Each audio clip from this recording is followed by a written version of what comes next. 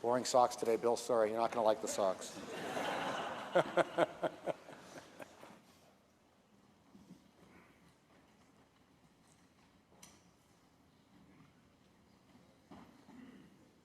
Mr. Secretary.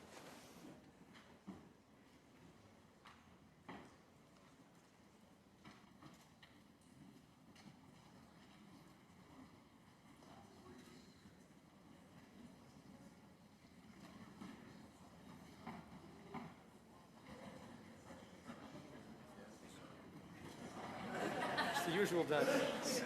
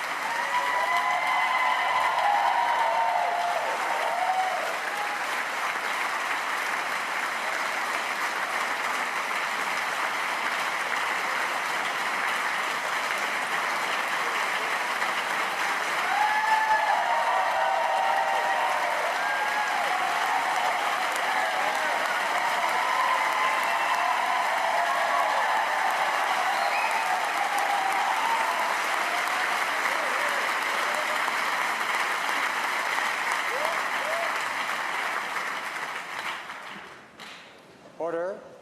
Alors. The Right Honourable the Prime Minister, le Très Honourable le Premier Ministre. Right Honourable the Prime Minister.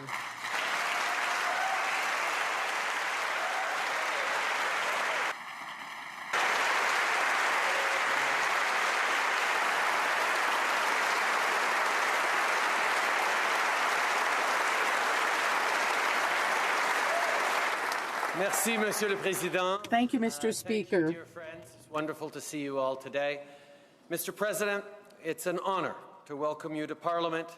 On behalf of all Canadians, welcome to our House.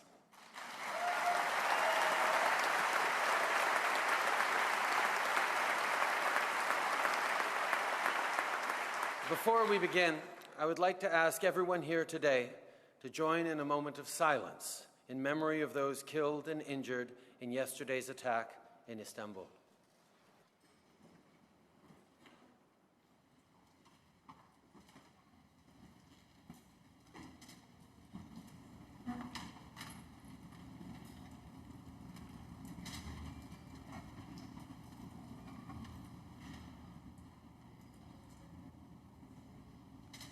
Merci. Thank you. Mr. President, the House we sit in today has witnessed many extraordinary moments in history. It's where governments made the difficult decision to send young men and women to war, decisions that forever changed our country and the world. It was here in 1922 that Agnes MacPhail, our first female member of Parliament, showed generations of Canadian girls that, yes, they could.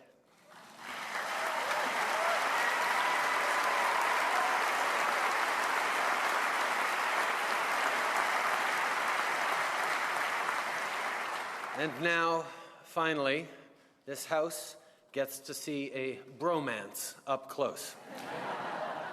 Thanks for making that possible. Although I still think dude-plomacy is more accurate, but I'll get over it. The truth is that while Barack and I are friends, it's a friendship that is far from unique. Que ce soit Be it through family, friends, social media, or even by the $2.4 billion in goods and services that cross our border every day, the links between Canadians and Americans are everywhere. And it is through those relationships that we give life to what President Kennedy stated when he addressed this House. What unites us is far greater than what divides us. Canadians and Americans are united in their quest for peace and prosperity. We all want real opportunities for success. And we understand that economic growth means most when it improves the lives of the people who work so hard to secure it, especially the middle class and those working hard to join it. And we echo the values of President Roosevelt, who said that the test of our progress is not whether we add more to the abundance of those who have so much, it is whether we provide enough for those who have too little. Canadians and Americans are also united in our desire to leave to our children and grandchildren a better world, a safer, cleaner world than the one we inherited from our parents. That's an ambitious goal, but not one beyond our reach. Today, we made an important down payment on that cleaner future with a new continental climate change strategy.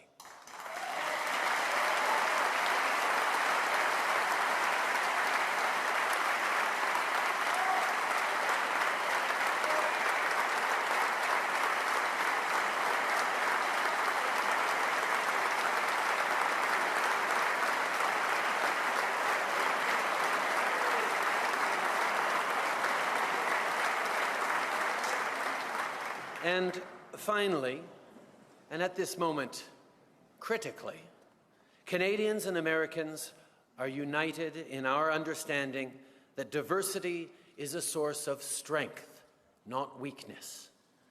Generation after generation, our countries have welcomed newcomers seeking liberty and the promise of a better life. And generation after generation, our identities and our economies have been enriched by these new perspectives, not threatened by them. The North American idea that diversity is strength is our great gift to the world. No matter where you are from, or the faith you profess, nor the color of your skin, nor whom you love, you belong here. This is home.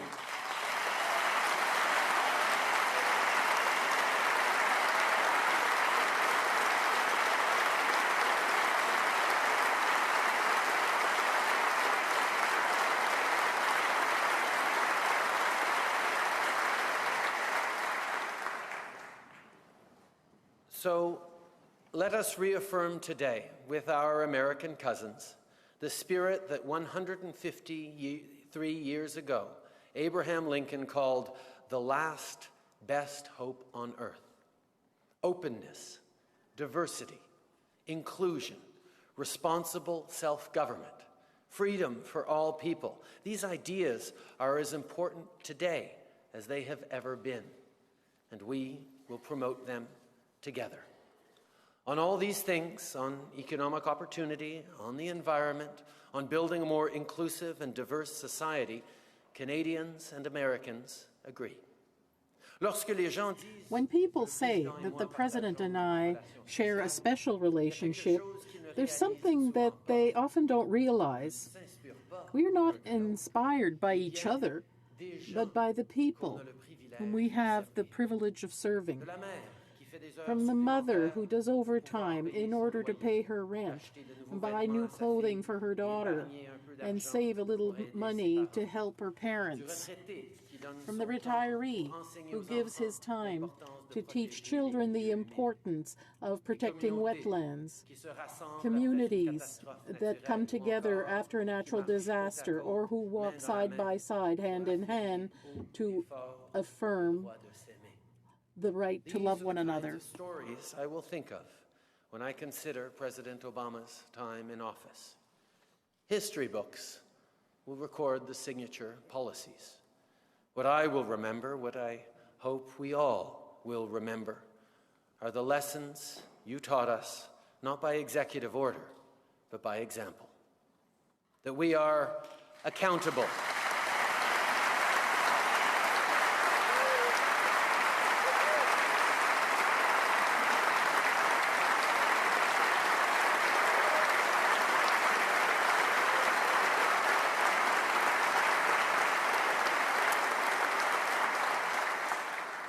The lesson that we are accountable to each other, that we are stronger together than we are apart, that we are more alike than we are different, and that there is a place in this world for politics that is hopeful, hardworking, ambitious, and kind.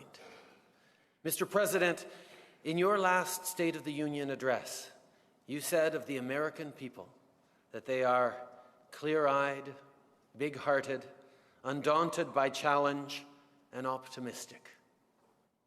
I can think of no better way to describe their leader. Barack, welcome to Canada. Mesdames et messieurs. Ladies and gentlemen, the President of the United States of America, Barack Obama.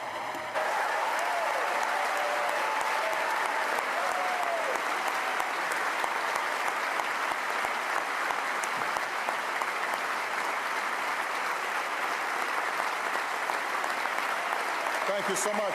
Thank you. Thank you very much. Thank you, everybody. Thank you. Thank you so much. Thank you. Thank you. Please, everyone have a seat. Thank you.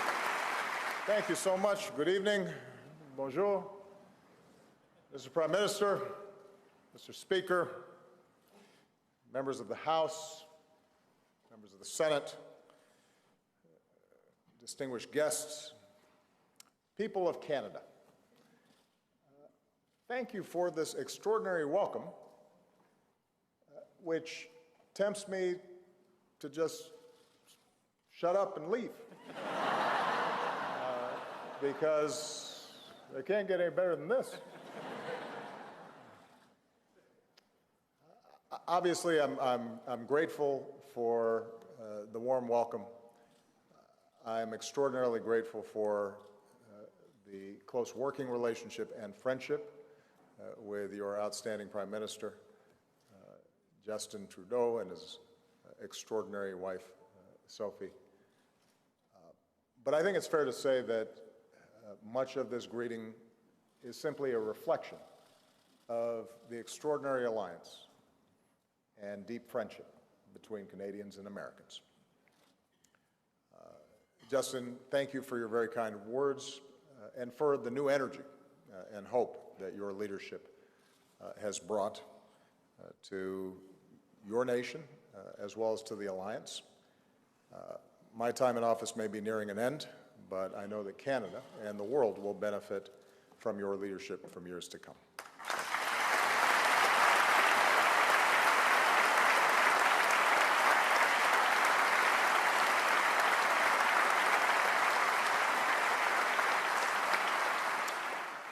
So Canada was the very first country that I visited as president.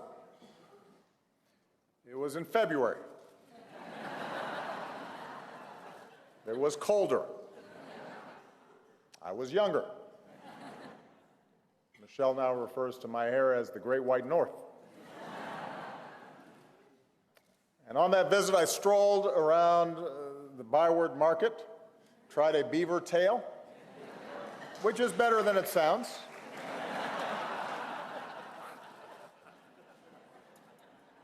And I was struck then, as I am again today, by the warmth of Canadians. I could not be more honored to be joining you in this historic hall, this Cathedral of Freedom. And we Americans can never say it enough. We could not ask for a better friend or ally than Canada. We could not.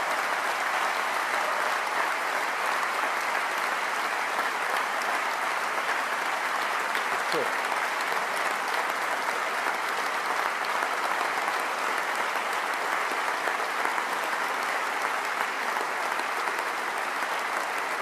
It is true. and we do not take it for granted. That does not mean we don't have our differences.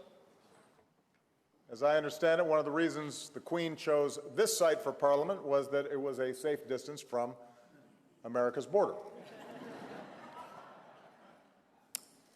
And I admit, in the War of 1812, American troops did some damage to Toronto.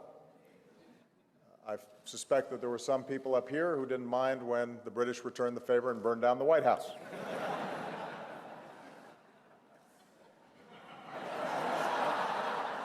In more recent times, however, the only forces crossing our borders are the armies of tourists and business people and families who are shopping and doing business and visiting loved ones.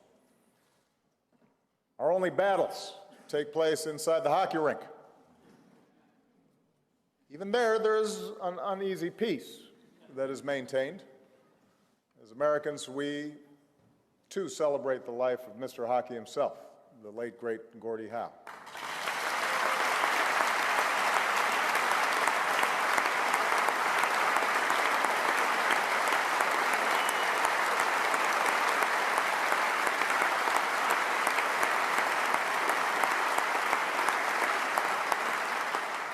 Just as Canadians can salute American teams for winning more Stanley Cups in the NHL.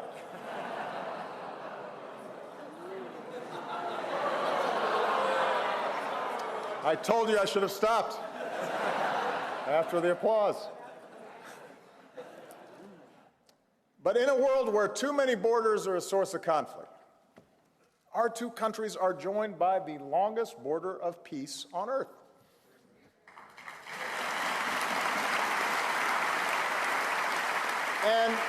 And what makes our relationships so unique is not just proximity. It's our enduring commitment to a set of values, a spirit alluded to by Justin that says no matter who we are, where we come from, what our last names are, what faith we practice, here we can make of our lives what we will. It was the grit of pioneers and prospectors who pushed west across a forbidding frontier. The dreams of generations, immigrants, refugees that were welcomed to these shores. The hope of runaway slaves who went north on an underground railroad. Deep in our history of struggle, said Dr. Martin Luther King Jr., Canada was the North Star. The Freedom Road links us together. We're bound as well by the service of those who've defended us at Flanders Field, the beaches of Normandy, the skies of the Balkans, and more recently in the mountains of Afghanistan and training bases in Iraq. And their sacrifice is reflected in the silent rows of Arlington and in the Peace Tower above us. And today we honor those who gave their lives for all of us.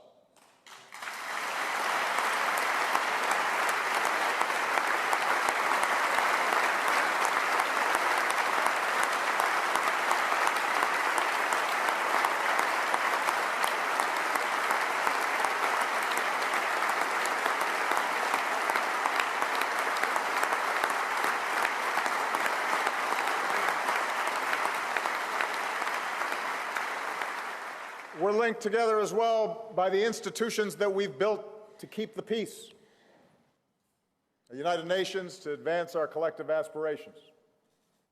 A NATO alliance to ensure our security. NORAD, where Americans and Canadians stand watch side by side. And Traxena on Christmas Eve.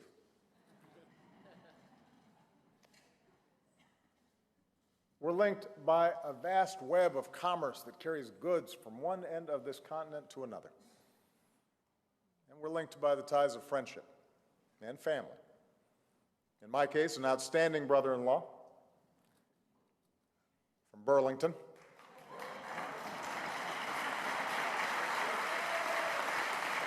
Had to give Burlington a shout out. Our relationship is so remarkable precisely because it seems so unremarkable, which is why Americans often are surprised when our favorite American actor or singer turns out to be Canadian.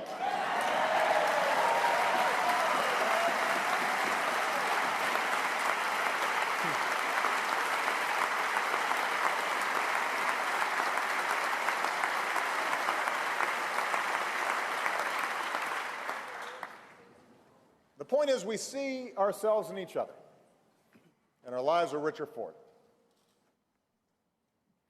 As president, I've deepened the ties between our countries. And because of the progress we've made in recent years, I can stand before you and say that the enduring partnership between Canada and the United States is as strong as it has ever been, and we are more closely aligned than ever before.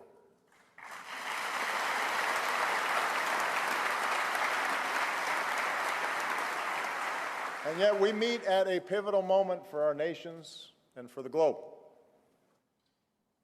From this vibrant capital, we can look upon a world that has benefited enormously from the international order that we helped build together. But we can see that same order increasingly strained by the accelerating forces of change. The world is, by almost every measure, less violent than ever before.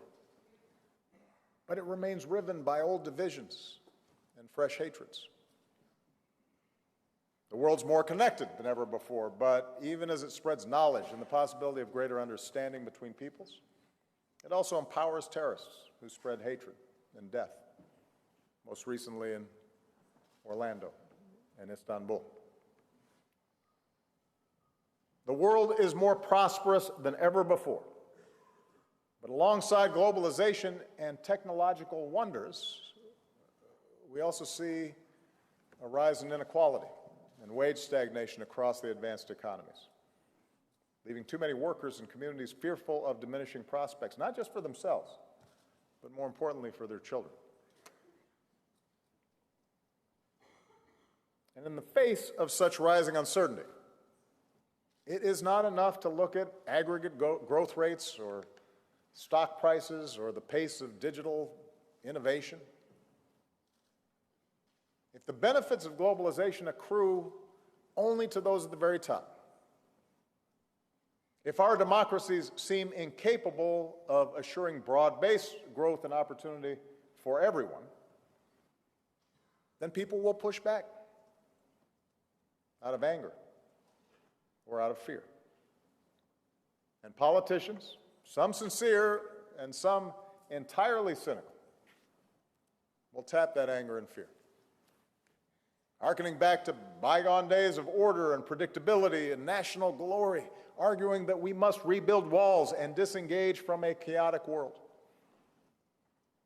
or rid ourselves of the supposed ills brought on by immigrants, all in order to regain control of our lives. We saw some of these currents at work this past week in the United Kingdom's referendum to leave the European Union. Despite some of the initial reactions, I am confident that the process can be managed in a prudent, orderly way. I expect that our friends on both sides of the channel will develop a workable plan for how to move forward. And I'm equally confident that the transatlantic values that we all share as liberal, market-based democracies are deeper and stronger than any single event. But while the circumstances of Brexit may be unique to the United Kingdom, the frustrations people felt are not. The short-term fallout of Brexit can be sensibly managed, but the long-term trends of inequality and dislocation and the resulting social division, those can't be ignored. How we respond to the forces of globalization and technological change will determine the durability of an international order that ensures security and prosperity for future generations. And fortunately, the partnership between the United States and Canada shows the path we need to travel. for our history and our work together speak to a common set of values to build on.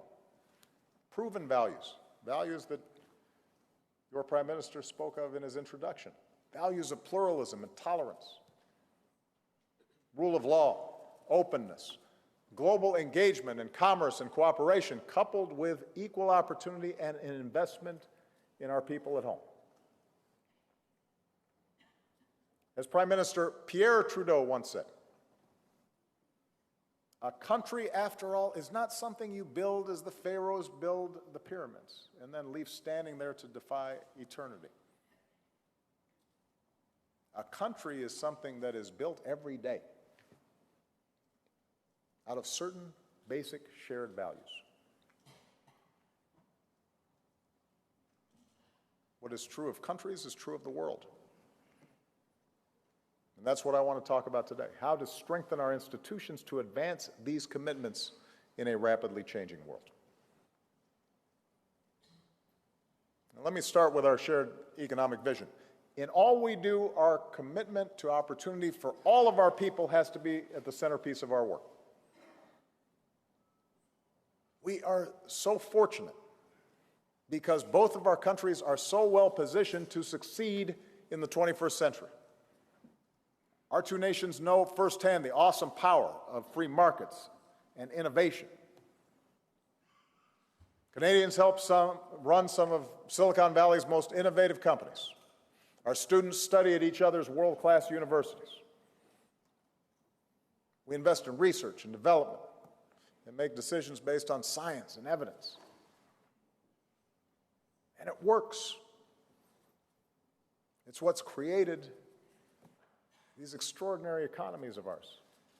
But if the financial crisis and recent recession taught us anything, it's that economies do better when everyone has a chance to succeed. For a long time, it was thought that countries had to choose between economic growth or economic inclusion, but it turns out that's a false choice. If a CEO makes more in a day than a typical employee makes in a year, that kind of inequality is not just bad for morale in the company. Turns out it's bad for the economy. That worker is not a very good customer for business.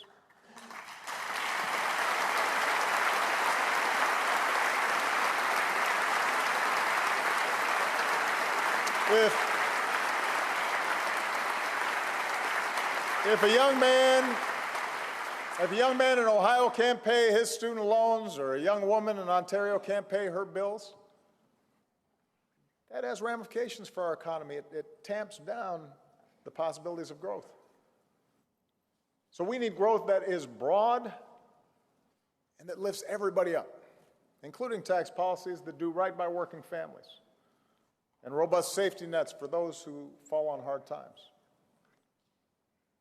As John Kenneth Galbraith once said, the common denominator of progress is our people. It's not numbers, it's not abstractions. It's how are people doing? Now, of course, many who share this progressive, inclusive vision can be heard now arguing that investments in our people, protections for our workers, fair tax policies, these things are not enough. For them, globalization is inherently rigged towards the top 1%. And therefore, what's needed is an end to trade agreements and various international institutions and arrangements that integrate national economies. And I understand that vision. I know why it's tempting. It seems as if we draw a line around our borders that it'll give us more control, particularly when the benefits of trade and economic integration are sometimes hard to see or easy to take for granted. And the very specific dislocations are obvious and real. There's just one problem. Restricting trade or giving in to protectionism in this 21st century economy will not work. It will not work.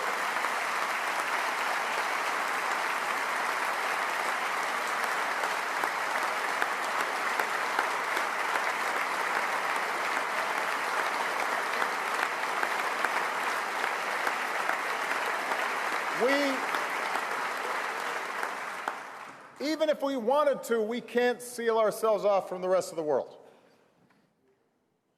The day after Brexit, people looked around and said, oh, how's this going to work? The drag that economic weakness in Europe and China and other countries is having on our own economies right now speaks to the degree to which we depend, our economies depend, our jobs, our businesses depend on selling goods and services around the world. Very few of our domestic industries can sever what is now truly a global supply chain. And so, for those of us who truly believe that our economies have to work for everybody, the answer is not to try and pull back from our interconnected world. It is rather to engage with the rest of the world, to shape the rules so they're good for our workers and good for our businesses.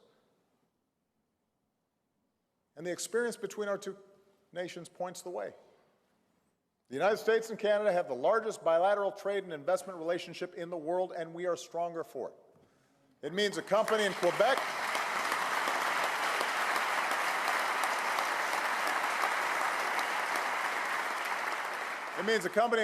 can create jobs in North Carolina, and the startup in Toronto can attract investment from Texas.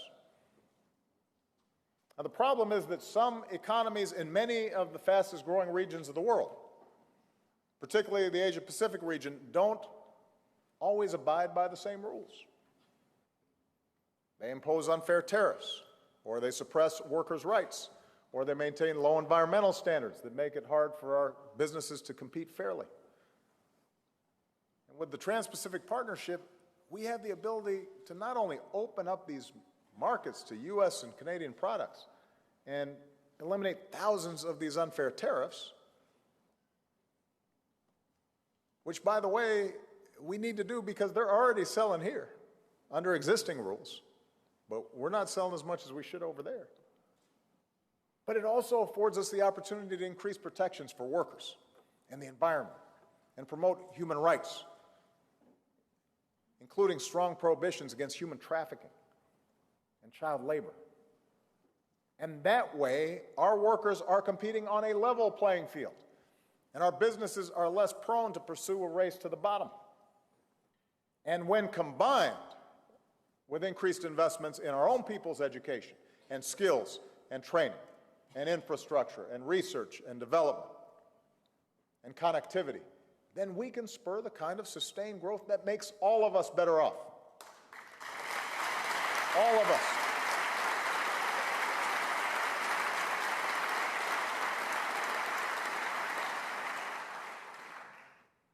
The point is, we need to look forward, not look backward. And more trade and more people-to-people ties can also help break down old divides.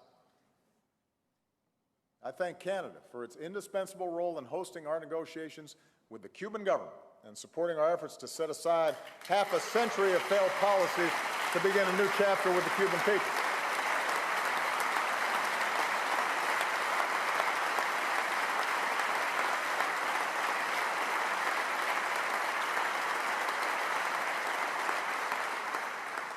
I know a lot of Canadians like going to Cuba,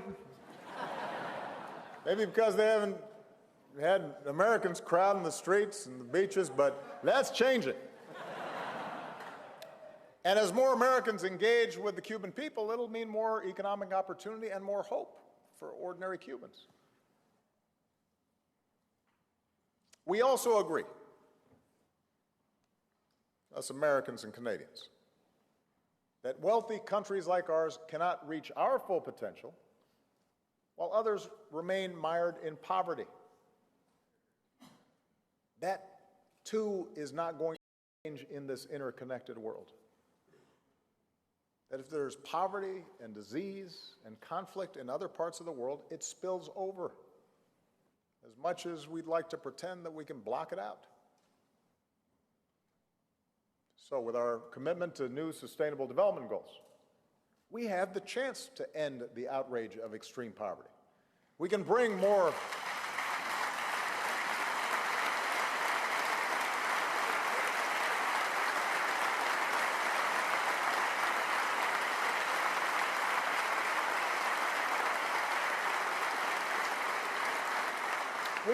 electricity to Africa so that students can study at night and businesses can stay open. We can banish the scourge of malaria and Zika. We can realize our goal of the first AIDS-free generation.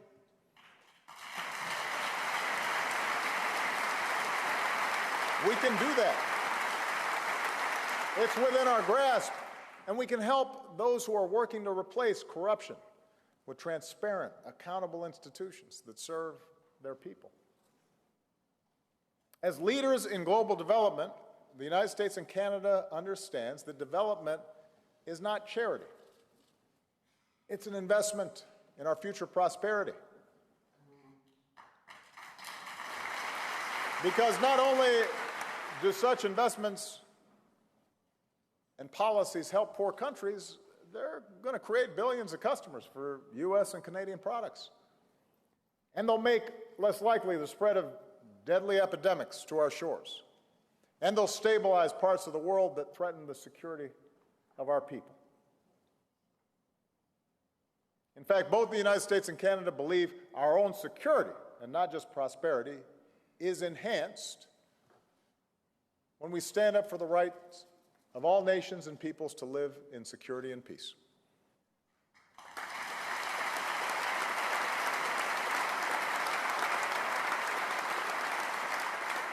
And even as there are times when unilateral action is necessary to defend our people, we believe that in a world where wars between great powers are far less likely, but transnational threats like terrorism know no boundaries, our security is best advanced when nations work together. We believe the disputes that do arise between nations should be, wherever possible, resolved peacefully with diplomacy, that international organizations should be supported, that multilateralism is not a dirty word. And certainly we're more secure when we stand united against terrorist networks and ideologies that have reached to the very doorstep of this hall. We honor all those taken from us by violent extremists, including Canadians John Ridsdale and Robert Hall.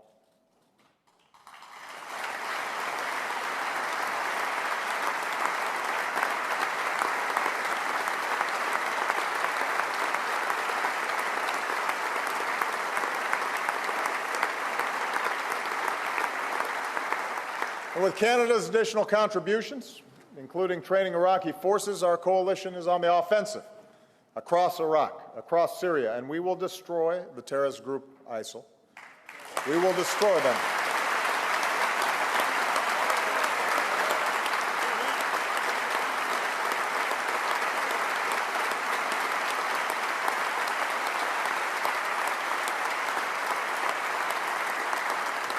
We'll continue helping local forces and sharing intelligence from Afghanistan to the Philippines so that we're pushing back comprehensively against terrorist networks.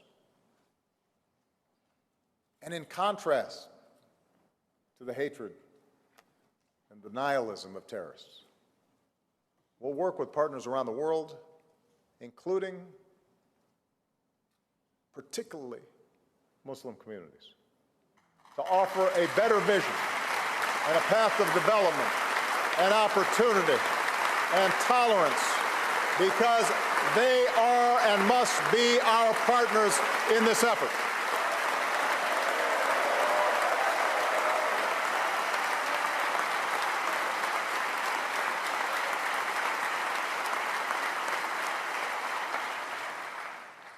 Meanwhile, when nations violate international rules and norms, such as Russia's aggression against Ukraine, the United States and Canada stand united, along with our allies, in defense of our collective security.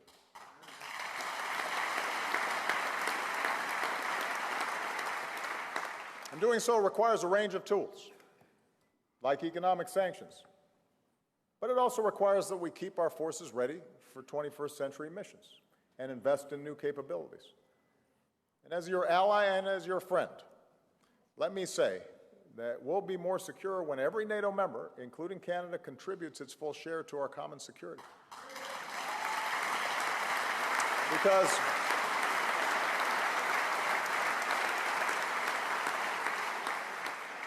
the Canadian Armed Forces are really good. And if I can borrow a phrase, the world needs more Canada. NATO needs more Canada. We need you. We need you.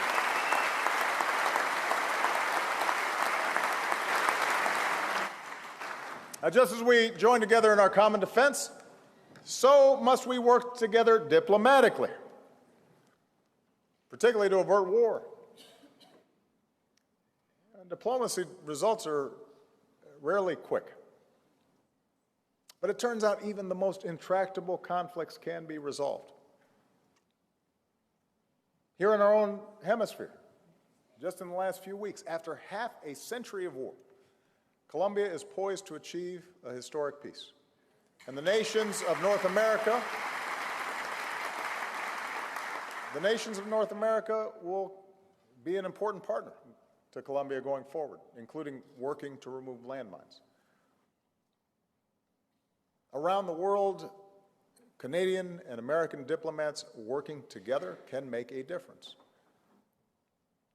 Even in Syria, where the agony and the suffering of the Syrian people tears at our hearts, our two nations continue to be leaders in humanitarian aid to the Syrian people, and although a true resolution of this conflict so far has eluded us, we know that the only solution to this civil war is a political solution so that the Syrian people can reclaim their country and live in peace, and Canadians and Americans are going to work as hard as we can to make that happen.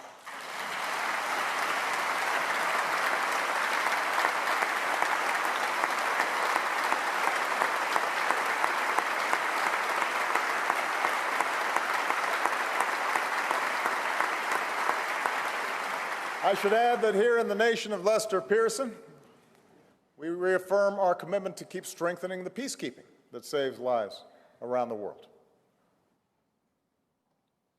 There is one threat, however, that we cannot solve militarily, nor can we solve alone, and that's the threat of climate change. Now, climate change is no longer an abstraction. It's not an issue we can put off for the future. It is happening now. It is happening here in our own countries. The United States and Canada are both Arctic nations, and last year when I became the first U.S. president to visit the Arctic, I could see the effects myself. Glaciers, like Canada's Athabasca Glacier, are melting at alarming rates. Tundra is burning, permafrost is thawing. This is not a conspiracy. It's happening. Within a generation, Arctic sea ice may all but disappear in the summer. And so skeptics and cynics can insist on denying what's right in front of our eyes. But the Alaska natives that I met, whose ancestral villages are sliding into the sea, they don't have that luxury. They know climate change is real. They know it is not a hoax. And from Bangladesh to the Pacific Islands, rising seas are swallowing land and forcing people from their homes. Around the world, stronger storms and more intense droughts will create humanitarian crises and risk more conflict. This is not just a moral issue, not just an economic issue. It is also an urgent matter of our national security. And for too long, we've heard that confronting climate change means destroying our own economies. But let me just say, carbon emissions in the United States are back to where they were 2 decades ago, even as we've grown our economy dramatically over the same period. Alberta, the oil country of Canada, is working hard to reduce emissions while still promoting growth. So if Canada can do it and the United States can do it, the whole world can unleash economic growth and protect our planet. We can do this. We can do it.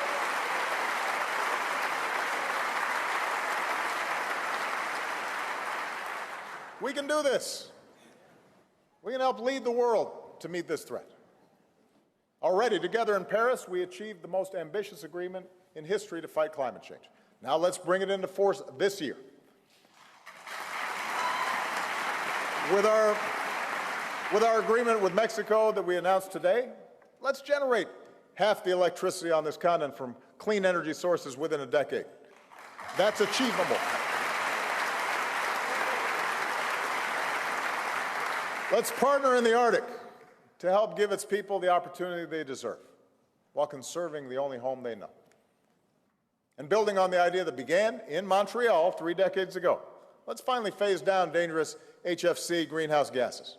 This is the only planet we've got, and this may be the last shot we've got to save it. And America and Canada are going to need to lead the way. We're going to have to lead the way.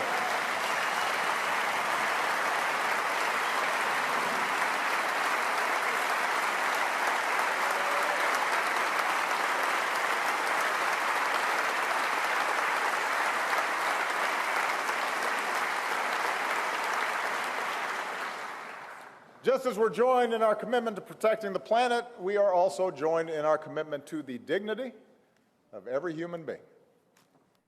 We believe in the right of all people to participate in society.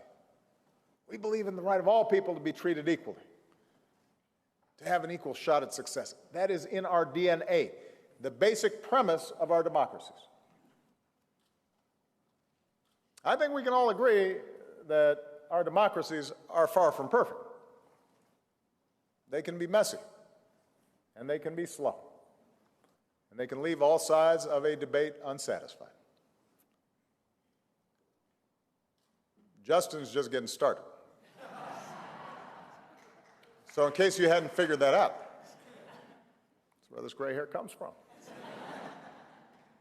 But more than any other system of government, democracy allows our most precious rights to find their fullest expression,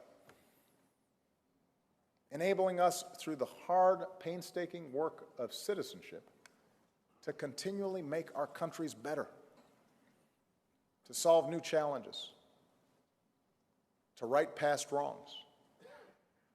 And Prime Minister, what a powerful message of reconciliation it was here and around the world when your government pledged a new relationship with Canada's First Nations.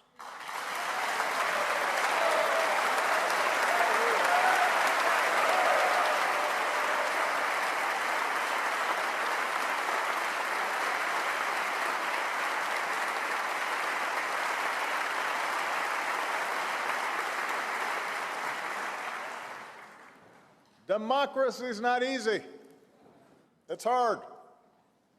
Living up to our ideals can be difficult even in the best of times, and it can be harder when the future seems uncertain, or when in response to legitimate fears and frustrations, there are those who offer a politics of us versus them, a politics that scapegoats others, the immigrant, the refugee, someone who seems different than us. We have to call this mentality what it is: a threat to the values that we profess, the values we seek to defend. It's because we respect all people that the world looks to us as an example. The colors of the rainbow flag have flown on Parliament Hill. They have lit up the White House. That is a testament to our progress, but also the work that remains to ensure true equality for our fellow citizens who are lesbian, gay, bisexual, or transgender.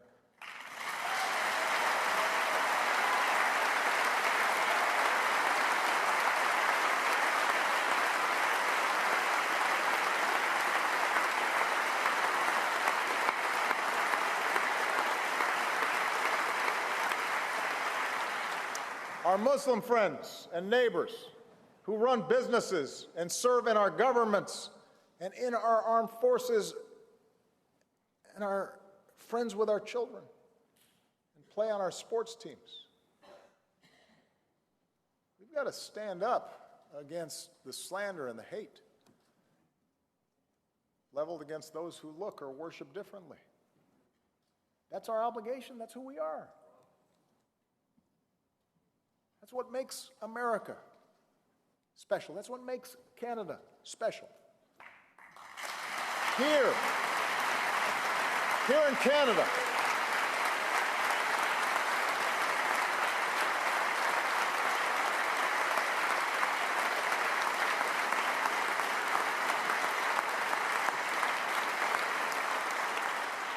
Canada, a woman has already risen to the highest office in the land.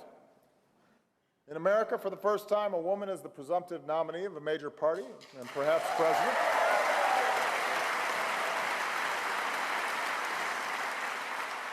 I have a bias on these issues, but our work won't be finished until all women in our country are truly equal, paid equally, treated equally, given the same opportunities as men. When our girls have the same opportunities as our boys, that's who we need to be.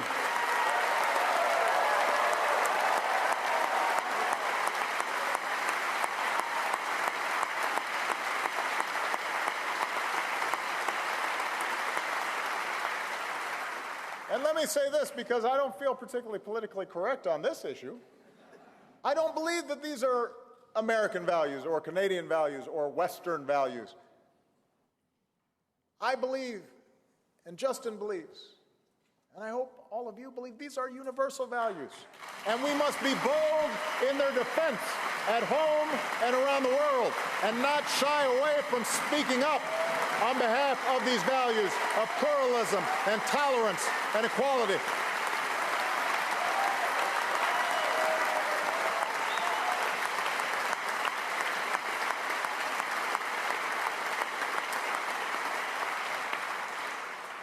I fear sometimes that we are timid in defense of these values.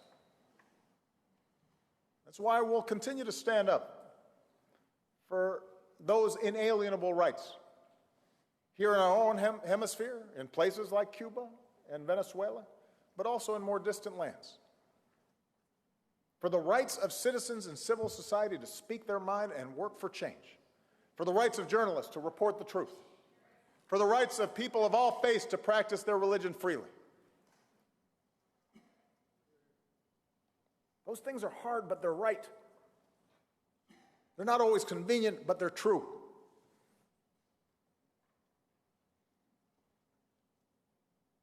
In the end, it is this respect for the dignity of all people, especially the most vulnerable among us, that perhaps more than anything else binds our two countries together. Being Canadian, being American is not about what we look like or where our families came from. It is about our commitment to a common creed. And that's why together we must not waver in embracing our values, our best selves. And that includes our history as a nation of immigrants. And we must continue to welcome people from around the world.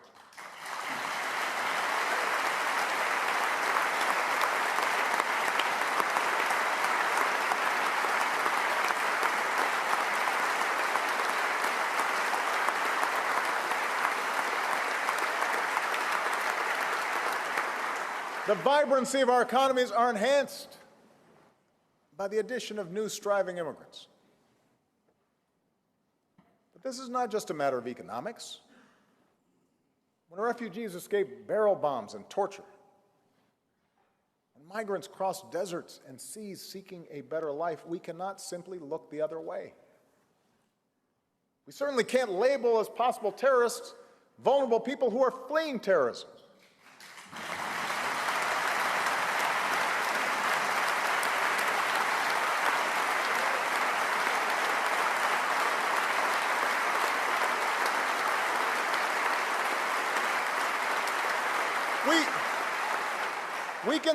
We can insist that the process is orderly. We can insist that our security is preserved. Borders mean something. But at moments like this, we are called upon to see ourselves in others, because we were all once strangers. If you weren't a stranger, your grandparents were strangers. Your great-grandparents were strangers. They didn't all have their papers ready. They fumbled with language, faced discrimination, had cultural norms that didn't fit. At some point, somewhere, your family was an outsider. And so the mothers, the fathers, the children we see today, they're us. And we can't forsake them.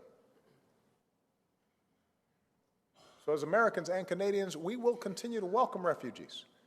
And we can ensure that we're doing so in a way that maintains our security. We can and we will do both.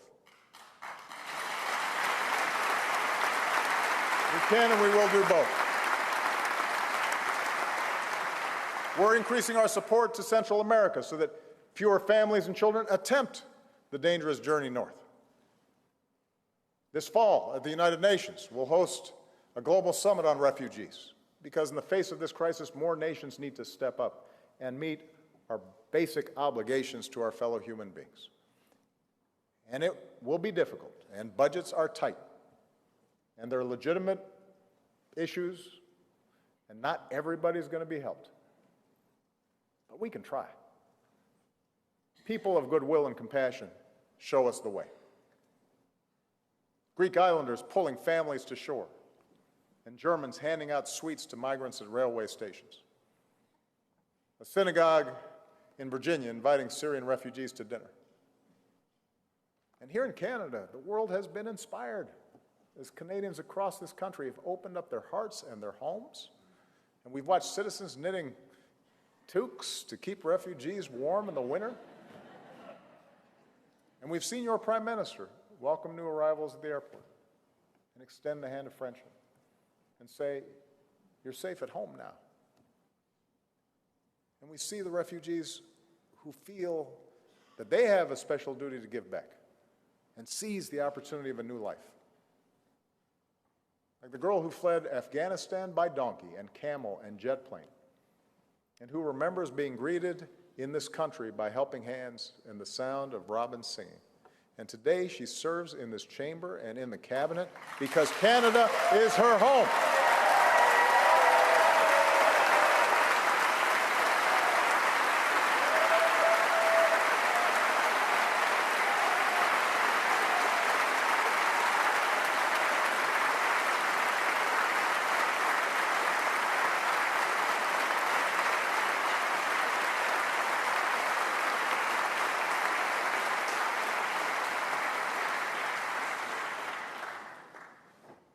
A country is not something you build as the pharaohs built the pyramids.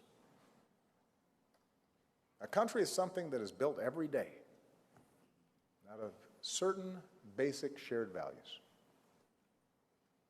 How true that is. How blessed we are to have had people before us, day by day, brick by brick, build these extraordinary countries of ours.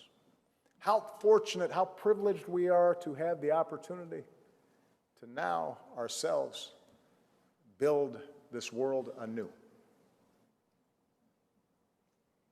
What a blessing. And as we go forward together on that freedom road, let's stay true to the values that make us who we are. Canadians and Americans, allies and friends, now and forever. Thank you very much. Merci beaucoup. Thank you.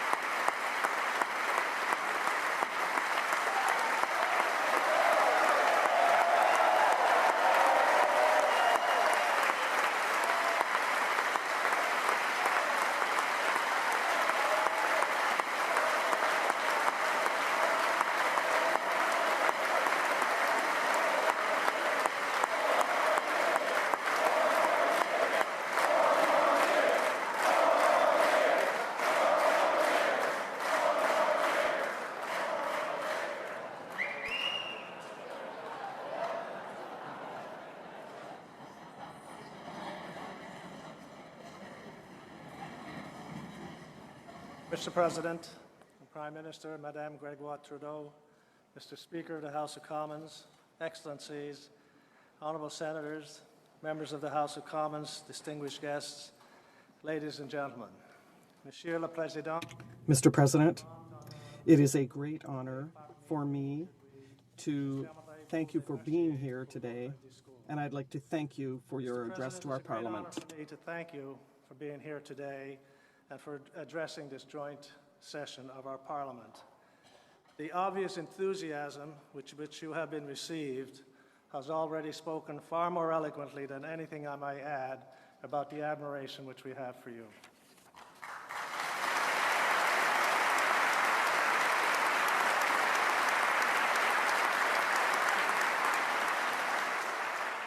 As our two countries both seek to advance the same principles that you have already mentioned, we share the same hopes and dreams, not only for ourselves, but for that of our brother nations as well. Because of this shared belief in upholding these principles, Canadians from across this great country have followed your presidency closely, and we have watched you face many challenges. But through it all, you have persisted with calm, with reason, and with an unwavering clarity of purpose. The result has been an extraordinary legacy for the American people and for the whole of the international community.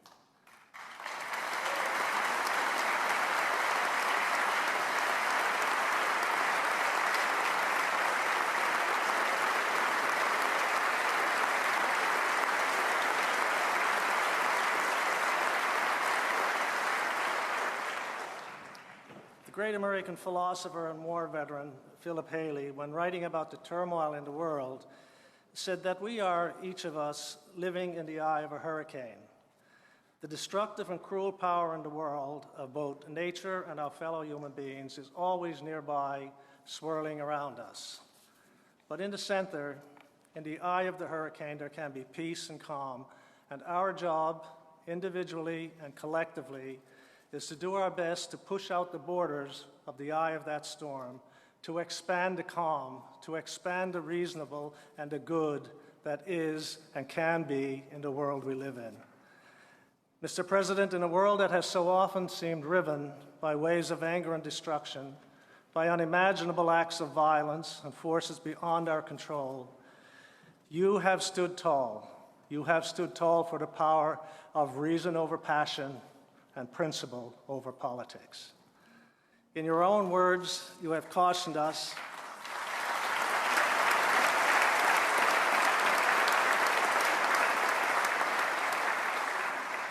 in your very own words, from the audacity of hope, you have cautioned us that we will need to remind ourselves, despite all our differences, just how much we share. Common hopes, common dreams, and above all, a bond that will not be broken.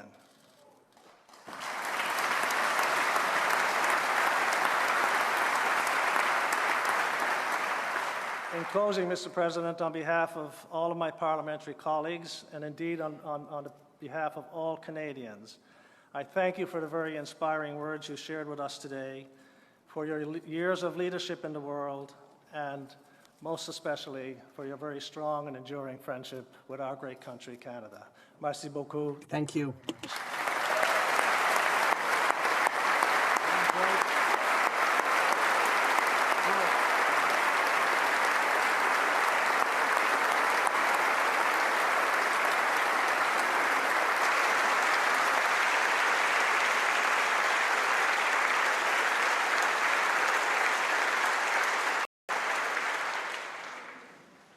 Mr. President, Prime Minister, Madame Gregoire Trudeau, Mr. Speaker of the Senate, Excellencies, Honourable Senators, members of the House of Commons, distinguished guests, ladies and gentlemen.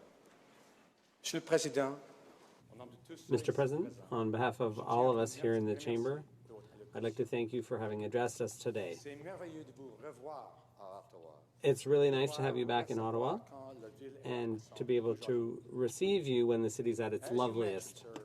The last time you dropped by, in February of 2009, the weather was decidedly cooler. So all of Ottawa still remembers that you braved the cold to stop in at a nearby bakery and pick up some maple leaf cookies for your daughters. Now, sir, you mentioned the few flecks of gray you have in your hair. Well, when our newly minted Prime Minister Trudeau visited you last fall in Washington, you very kindly tried to prepare him for the graying effect of leadership, telling him, if in fact you plan to keep your dark hair, you'll have to start dyeing it early. May I just say to you both, it could be worse.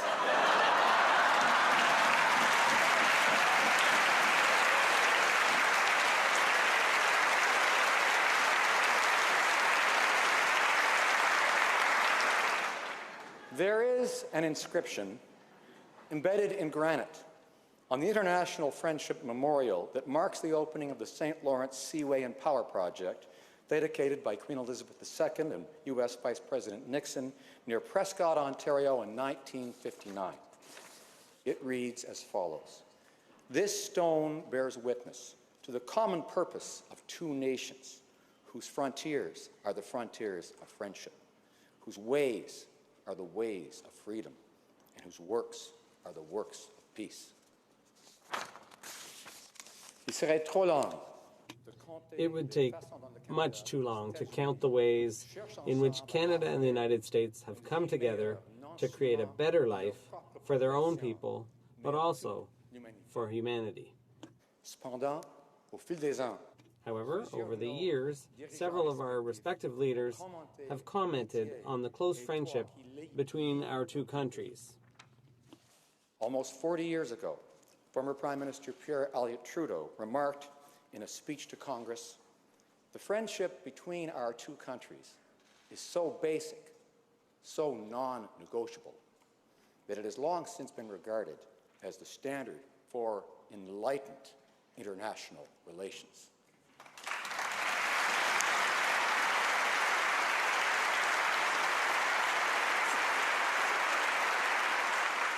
And when you last visited us in 2009, sir, you echoed those sentiments, saying, "As neighbors, we are so closely linked that sometimes we may have the tendency to take our relationship for granted. But the very success of our friendship throughout history demands that we renew and deepen our cooperation here in the 21st century." And as a good neighbor, here you are again, doing just that. Mr. President, thank you for your visit, for your friendship, and for strengthening the enduring ties of family that bind our two nations together. Merci beaucoup. Au revoir. Thank you very much, and have a safe trip home.